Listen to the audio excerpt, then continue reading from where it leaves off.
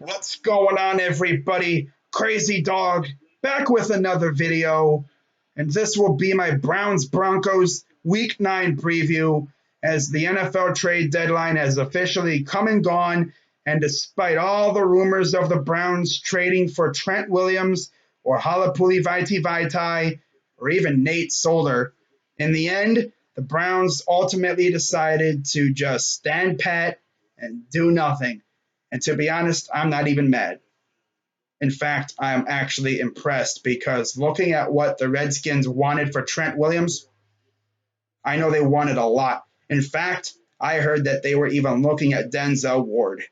Could you imagine what Browns fans on Twitter and YouTube and all that would have said if John Dorsey gave up our premier shutdown corner for a 31-year-old left tackle who's been known to have injury issues? And oh, yeah, one more thing.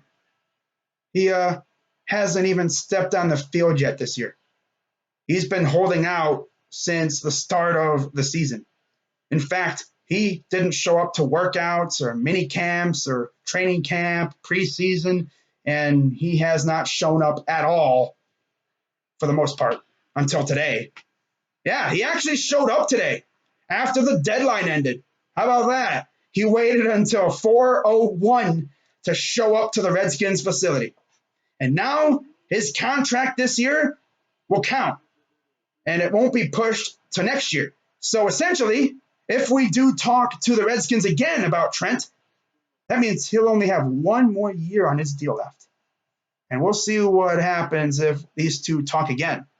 But yeah, Browns didn't really do anything when it comes to making trades, although they did get rid of Austin Corbett. They sent him to the Rams. And of course, they sent Jannard Avery to the Eagles. And to be honest, I thought we were going to be getting a Vaitai in the Jannard Avery trade. But in the end, all we got was a draft pick in 2021.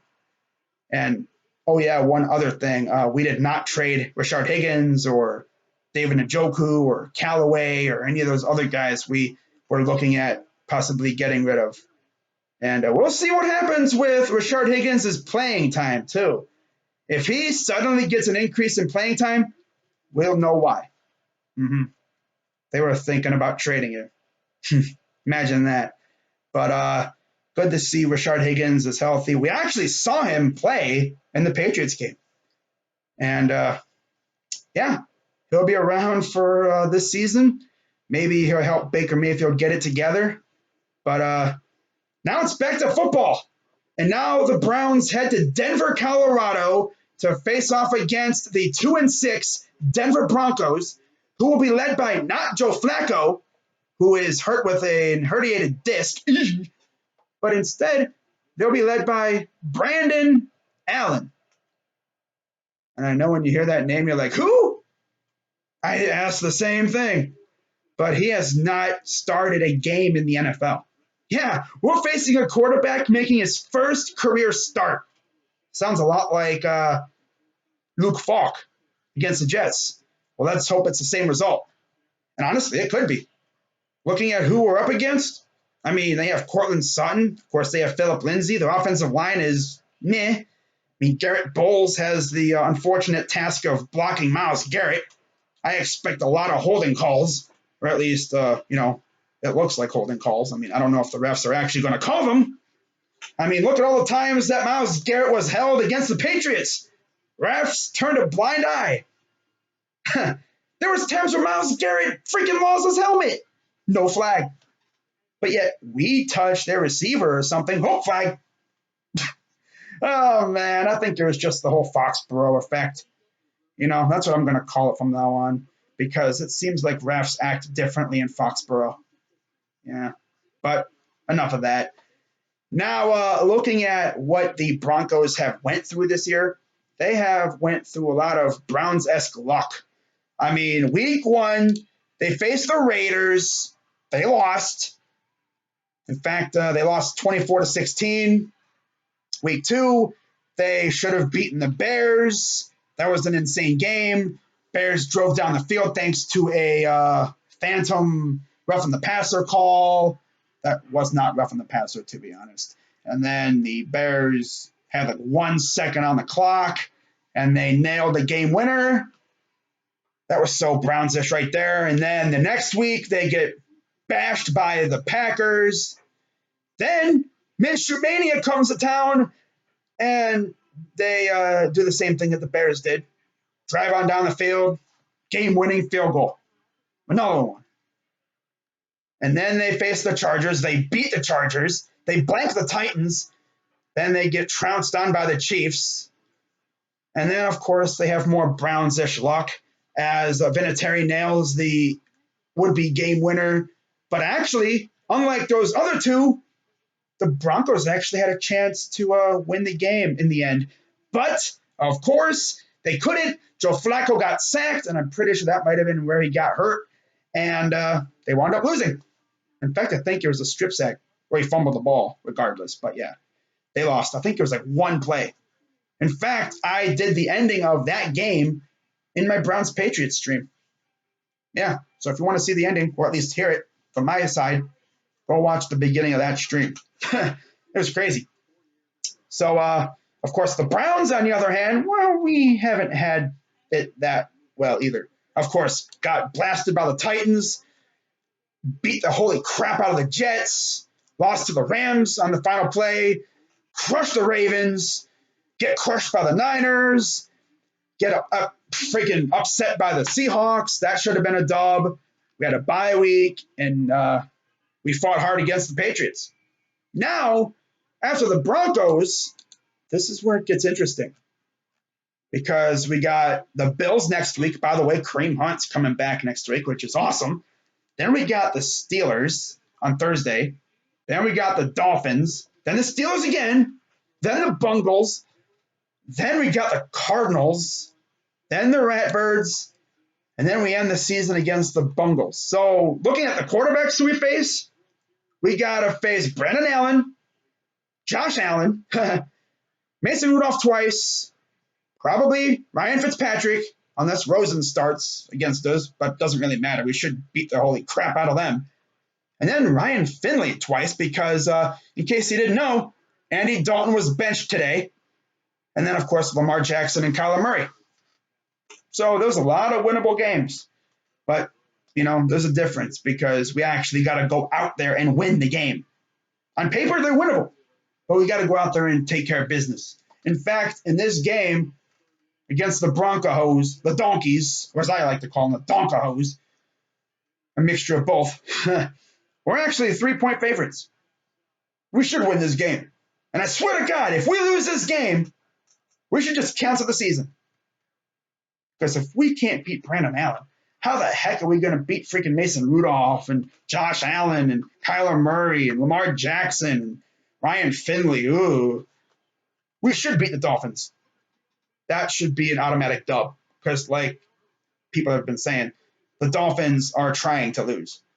They even pretty much did the tank play last night against the Steelers. They blitzed on, 3rd and 22, and the Steelers scored. That play should be called Chase Young or Tua. Insert draft pick name here. Yeah, they should just call that the number 1 pick play right there. That's a play that you run when you're trying to tank. Yeah. But we should win a vast majority of these games. We'll see what happens. But, yeah, we got the Broncos coming up in Denver. Tough environment. Of course, we went there last year, late in the year, when we were on that nice little run. And we went in there and got the big win. Of course, Baker had a good game. Rashad Perryman had a touchdown. Callaway had a touchdown. We should have freaking had him on on a offsides, but Greg Williams decided to call a timeout. Like the genius that he is. But we still won the game because Jabril Peppers is a boss. Got the clutch sack of Case Keenum. Yeah, how about that? We went from facing Case Keenum last year to Brandon Allen this year. Wow. And to be honest, I was really looking forward to facing Joe Flacco. Oh, well. Can't really, say anything because, unfortunately, he got hurt. Oh, well. We'll see how we do against Brandon Allen. Now, looking at the Broncos team in general, of course, they got Von Miller. Bradley Chubb's out for the year. I mean, We know their offense. On defense, they have Chris Harris. They have a few other good players, but we should beat these guys. We are far more talented than these guys. As long as Freddie Kitchens doesn't go full stupid, and hopefully Nick Chubb can actually hold on to the ball, that would be great. And as long as Baker Mayfield pretty much does not commit any turnovers or anything like that, which is asking a lot because you think he's had a turnover in every game this year, at least one. Yeah, that's crazy. But as long as Freddie Kitchens doesn't go stupid and Baker Mayfield does good, and as long as they get Nick Chubb going, we should win this game. And of course, our defense will probably feast. I expect a couple sacks from Myles Garrett. Maybe we even see an interception from either Greedy or Denzel. But we'll see what happens. 3 keys to victory for this game. Key number 1, this is easy. Don't go stupid. Yes, this is looking at you, Freddie. And in fact, I'm looking at the whole team because going stupid, the play calling, the penalties, the turnovers, the whole thing right there. Don't go stupid, all right? Play smart. Be smart, all right? Use your brain. Key number 2, run Nick Chubb. He's very good. Yes, yes. Key number 3, this is the big one. Get after Brandon Allen, okay? This is his first career start. Make it a rough one, okay? Okay. Now, as for my player to watch, it's pretty easy. Myles Garrett, of course. Duh. I expect him to have a good game going up against Garrett Bowles. But Vic Fangio and company are going to be keying in on him. They're going to try everything they can to keep Myles away from Brandon Allen. I wouldn't even be shocked if Myles Garrett forced a strip sack or a scoop and score. That'd be cool. Haven't had one of those in a while. But yeah, Myles Garrett should have a field day. He already has over 10 sacks. He's definitely going to break the record that he had last year. He's going to break his sack number last year. He's probably going to shatter it. He could easily have 20 sacks this year. Who knows? And my score prediction for this game, I'm going to say Browns get the dub. I'm going to say it will be Browns 28, Broncos, I'm going to say 10. Yeah, 28-10, Brownies get the dub. They're back on the winning side of things, going back home to face the Bills. And, oh, yeah, we're getting Kareem Hunt back. So that'll be fun. Now we got a short week with the Steelers coming to town, too. So that'll be fun. And then we got the Dolphins on a mini bye. How about that, huh? A little extra time to prepare for the Fins. Ooh, that should be fun. But, yeah, that's going to wrap it up for this video. I'm Crazy Dog 99. Let's go, Browns. I'm out.